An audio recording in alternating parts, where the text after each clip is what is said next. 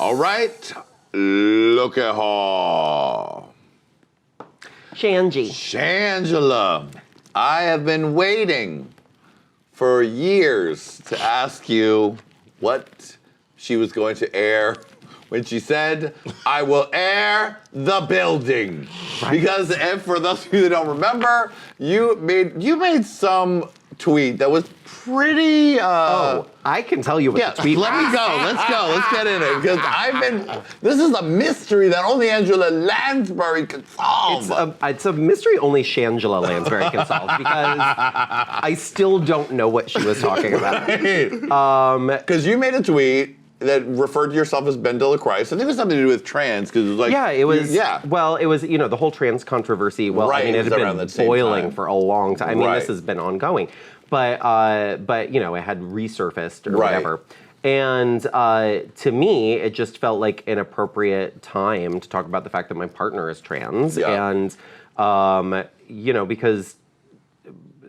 first of all, that's just an important conversation because while trans identities are way more in the public eye, we don't talk a lot about like personal lives and dating, you know what I mean? Like there's still this weird separation there. So it seemed like the right time to speak up in that regard. And I think the tweet was something like, I was trying to just be like silly and playful, but I was like, because Ru had talked about how trans competitors would not be allowed on the show, and I just said, my boyfriend is trans, and BenDeLaCreme helped the person who tries to tell him what he can or can't do. Right. And that is the reality of Gus, is that he does not like to be told what to do, and that is the truth. So, so I tweeted that, and then Shangela skimmed it briefly and only saw the hashtag BenDeLaCreme.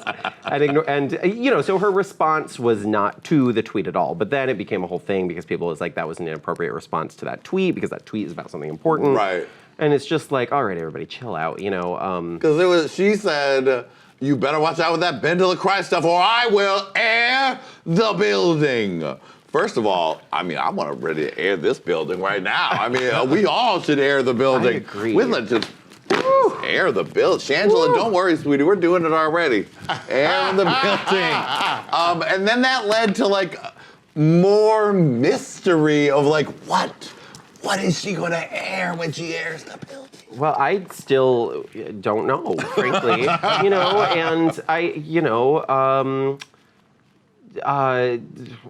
We had a conversation over text where I sort of said like, hey, what is this about? I'm sorry if I like somehow offended you. I didn't mean to, but let's talk about it because I'm sure we can find a way to navigate this. Yeah. And it was I don't even quite remember. It was a sort of circular conversation. Anyway, she wound up, sort of apologizing on Twitter for it, but I still don't quite know. I think Shangela's got a lot of.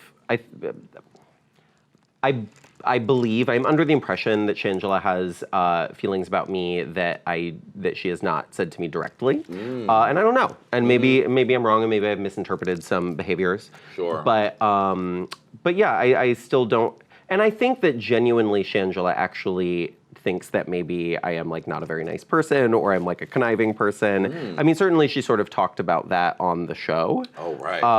And so I don't know whether that's her finding her light and making some drama or whether that's genuinely what she thinks. But, it happened a while ago and it's not caused any drama since. And, she's living her life being successful and I'm living mine.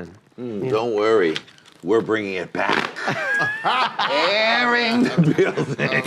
So anyway, I don't know if she I would love to know what it was, and I would also love to if we could just like resolve it if it's still an issue, rather than have it be a Twitter war.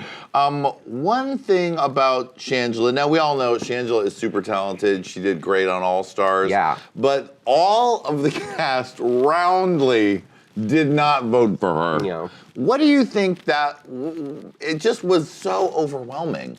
What do you think that was? I think that to a certain degree, I can't speak for the group. Sure. But I think that to a certain degree, we had all just been through it.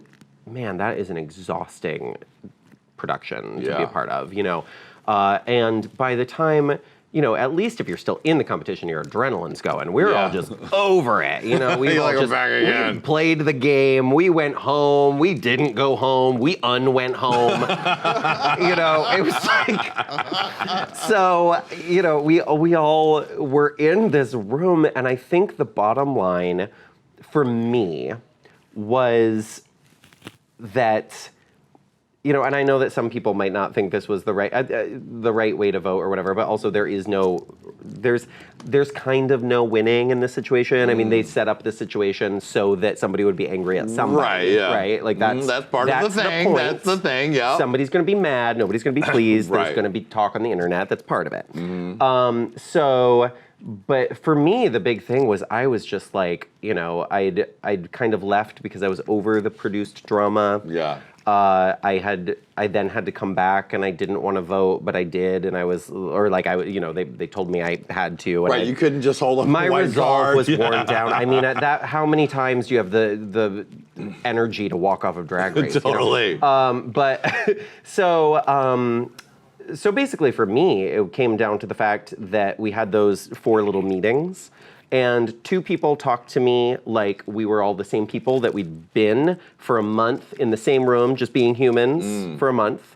And 2 people gave me the speeches that they prepared for the judges on the runway. That's a fine thing, and that's as good a shot as any at what's gonna. You don't know what's gonna get you where you want to go, But that's what they tried. And for me personally, I was like, you don't need to give me the Miss America speech. We've all been in this together, and just like talk to me. And was that the right way to vote in that moment? I don't know. It's how I voted. All right. Ooh, that was good. Hold on. Delicious. Look at her. Rue. The queen of the queens. Oh my goodness. Like I said, just like the first glimpse I ever got into the idea that this was a world or a life that I could live, I mean, I very much did not see a future for myself as a child, and seeing Rue during this like weird interview, it was like on VH1, it was a red carpet. They asked her what the most sensual fruit was, and she said an apple, and for some reason that's like emblazoned in my mind. It was like such a boring question, like why are you asking that? But but I remember it so distinctly and just being like, who and what is this? I identify with it. Oh. What do you think of this sort of new trend of the girls from the show throwing major shade at RuPaul? Like for various reasons, what do you think of that? Because it seems like it's a new thing bubbling up. Yeah. As he's gotten more successful, there's more public shade in his direction. Yeah, well, Rue is a figurehead for something larger. I think that people can take out some of their angst about what the show is like to film and what, various aspects of production on Rue that, like, again, I don't really know how production works, so I don't know what's up to Rue and what isn't. I also think it's a little bit of a backlash of, like, deification, right? It's like, if we put anyone on a pedestal, and this speaks for me as well, like, anyone too high on a pedestal, it's, eventually you realize that they're a human, and Rue should be allowed to be a human, and she's done a lot of amazing things, and she also does some things that people don't like or that maybe are objectively wrong, and, it's like, honestly, I kind of think it's the mindset that's got us in our political climate, It's like, we have got to realize that people inherently have flaws and that we have to, like, kind of look at the full picture, and this kind of black and white thinking with no nuance is like, Rue is a flawed person, and that's not a bad thing to say. It's okay. We all are, Yeah. So instead of, like, trying to, like, crumble her down for making a misstep, I think that it's, allow her to be human. Agreed. Look at Wait a second. Aww. It's your fella.